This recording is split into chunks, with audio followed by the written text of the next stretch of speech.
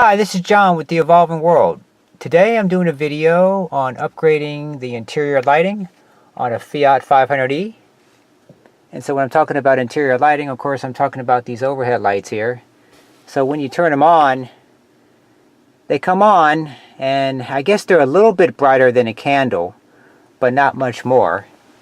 And I find that when I'm charging at night, especially here in the winter time when nighttime comes at 4 o'clock in the afternoon, if I'm charging somewhere publicly and I want to read or something, which I might find myself doing, this light is completely inadequate for that. I mean, you cannot see anything. It's like you can't read by it. So I'm going to see if we can do something about this here. So that's one area. So we have this. We'll leave the controls the way they are. We should be able to get in there and just do some changes. And that's one area, of course, and then of course the other area is back here.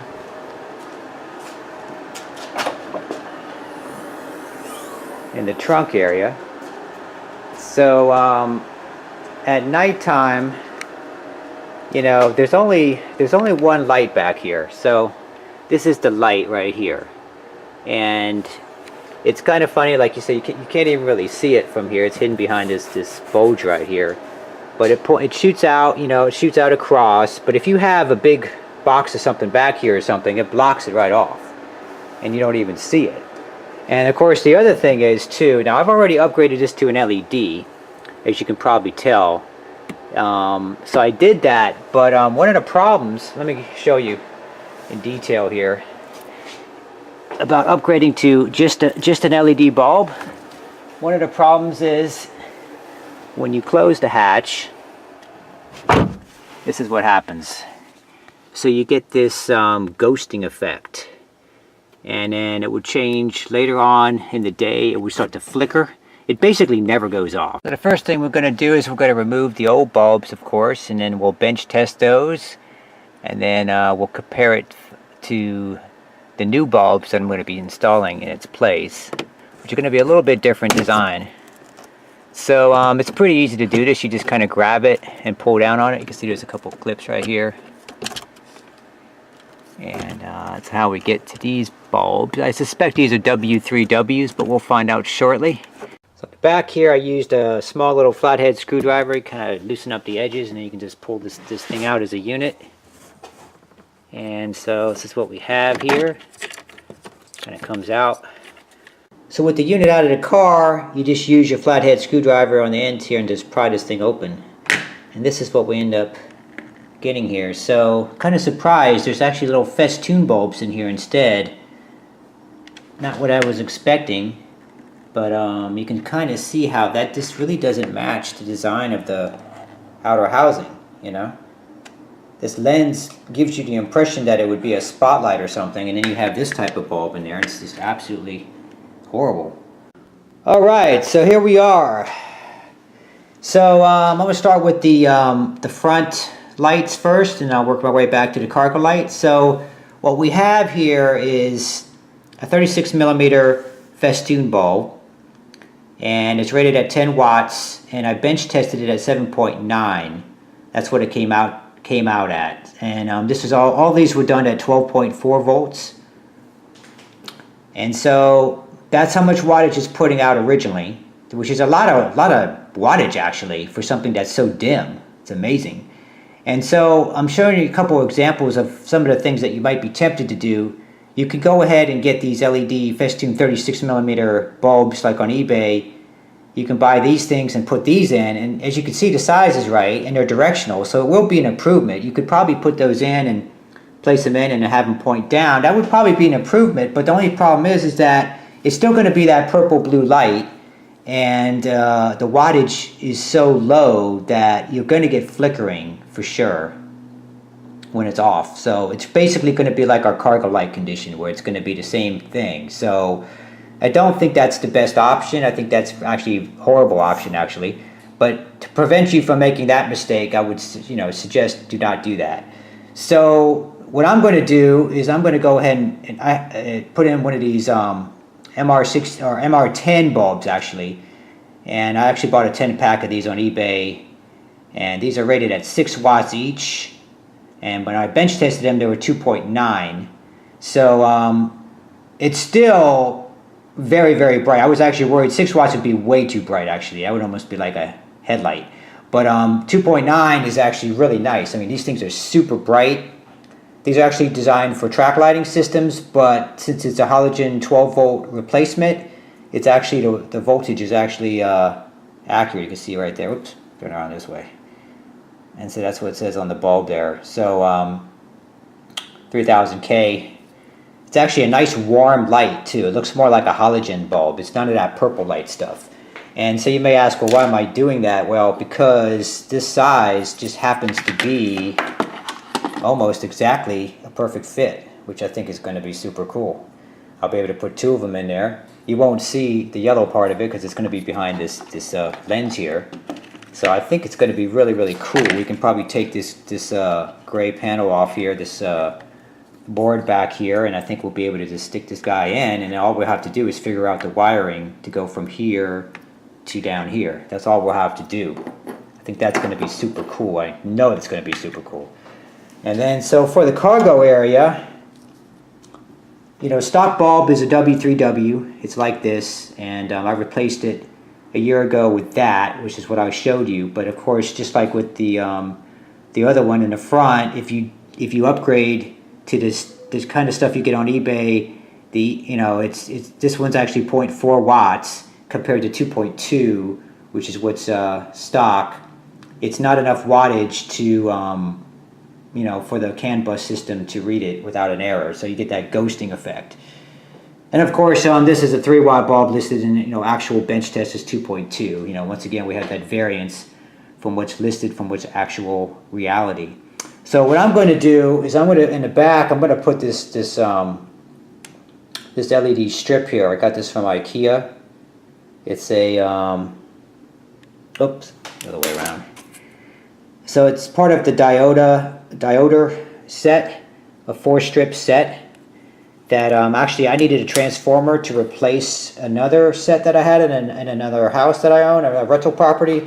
So I used a transformer as a replacement on that other set. So I ended up with 4 of these extra.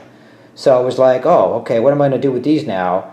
And then it was like, well, okay, they're 12 volt, so why not use them in the car? So I think this is going to work really, really well for the overhead cargo area, and I think I'm going to just suspend it from above and then have a nice even light strip coming down from above, which I think will illuminate that space much better than what we had there before.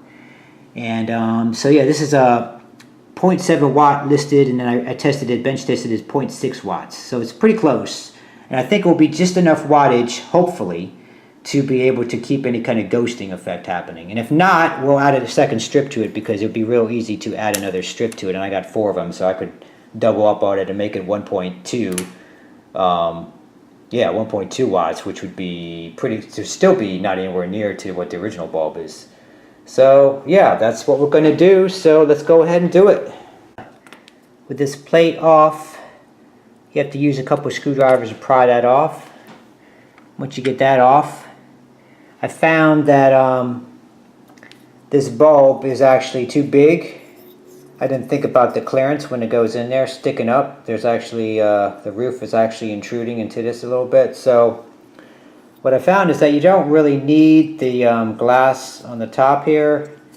And this little trim piece, this little end piece actually comes right off. So on these particular bulbs, what I had to do is I had to do that, and then I used the needle nose pliers to snip off some of the heat sink to get a bulb to fit in here. So now it fits in quite nicely. So here's my finished assembly. I had some extra jumper wires around, so I just used what I had. So I had a whole box of these things, so I don't use them hardly ever for anything. So I just said, okay, I'm going to just go ahead and cut a couple of these guys up. And then that way I get a nice clamp connection to this LED unit here. It's probably not the best thing to solder to that. And since I don't have an adapter to go directly to it, I figured that these clamps would make it kind of a useful thing. Just make shifting with what I already have in the house here. So Also, so I did solder them down here to the 4 connections down here, and it doesn't matter whether this connection goes to this one or this one goes to that one, since it's AC/DC LED, it's not directional, so it doesn't really matter. So you really can't make a mistake with this. So that's our unit right there. We have enough clearance. And yeah, that's what it looks like from the other side. Kind of like a fried egg kind of thing there or something. But you don't really look up at it that much. But anyway, let's go ahead and put it in the car and see what we got. Here's the unit installed. And now, let's turn them on. Look at that. Is that gorgeous? Look how bright that is. That is completely different than it was before. I mean, that is completely usable for reading. I mean, you could sit here and read. No problem whatsoever. It just lightens up the car amazingly well. And it's also this nice warm white too. It's not the stupid, you know, blue light. It's not that nasty blue light. It's a nice warm white. Okay, so here in the back, what I've done is I've pulled this wire out right here, and then I kind of opened up the wires here, spliced into them a little bit. So what I want to do is I want to keep the existing connector, just that way I'll have an extra light. Or I could just disconnect the bulb if I don't want to. I mean, I could just do whatever I want. So I just figured I'd keep the existing. Why not? You know, there's no reason to cut it off or anything. So I just spliced into the original wires. You can just use an X-Acto knife to cut into the wires and everything. And so yeah, I've already tested the unit. The white wire is the negative wire, or the yellow. I guess it's kind of an off-white. That's the negative wire. And then so what I've done is I've just measured with some tape up there. Kind of got it set back about 1 inch from the edge there, and I used some tie wrap. I have a lot of these around, so I just figured to use that. I mean, another option might be to use some Velcro tape, if you can tape onto the unit, because this unit's really super light. This thing doesn't weigh hardly anything at all. You could put some Velcro tape on it maybe, and then, because it seems like it's a sticky enough fabric back here. You know, this does have a nice headliner on these cars. It's a nice soft kind of fabric, so if you could Velcro, you might try that.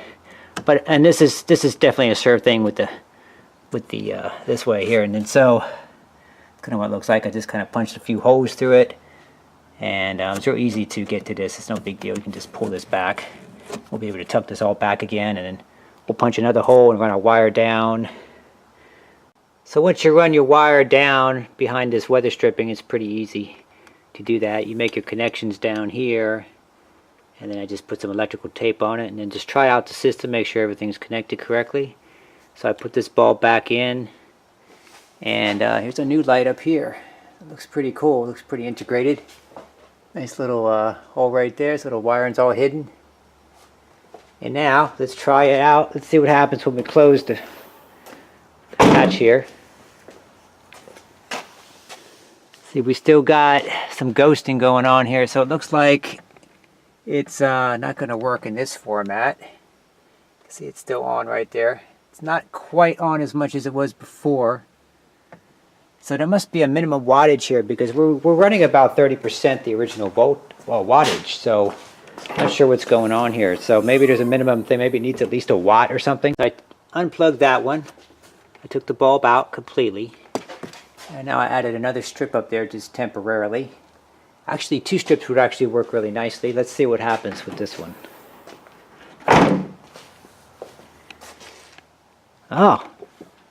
Oh God, it's still ghosting. I don't believe it. So there must be like a 2 watt minimum or something on this car. This is ridiculous. So that's not going to work. You can't even do 2 strips. So that sucks. Okay, so I plugged in the original bulb back in, 2.2 watts. And we have this in addition to that, so we have over wattage now. And of course this will work, because how could it not? Yeah, everything's cool. So that's 100% off now, so the LED's not ghosting. And it has its minimum wattage requirement there. CAN bus is a funny thing.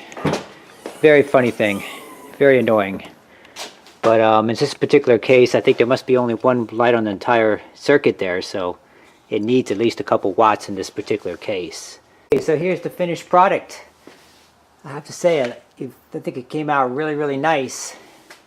I love the nice bright light in the front. Looks very factory integrated, looks like how it was supposed to be. And then I also love this light in the back here too. This low profile, nice and sleek. Don't really see it when you're standing up, and then it just kind of puts the light right where you want it. It kind of illuminates the whole back cargo area. And of course the only downside is I had to keep this stupid thing. But I think the way around that is to simply add another strip up here maybe, and then maybe take a, because this is your source for the wiring, so then you could just run another strip down here and have either a single strip or a double strip down there. I think that would look really cool. I think 3 strips is what it would take, at least in this particular light. Being 0.7 times 3 would be 2.1 watts, which would match the 2.2 that's in here right now. So I think that would be an interesting improvement beyond what I've done. This is pretty much what I set out to do today, so I'm happy with what I got. I hope you guys enjoyed watching this video. Please like and subscribe if you did, and hope it also inspires you to go out and make some mods to your car.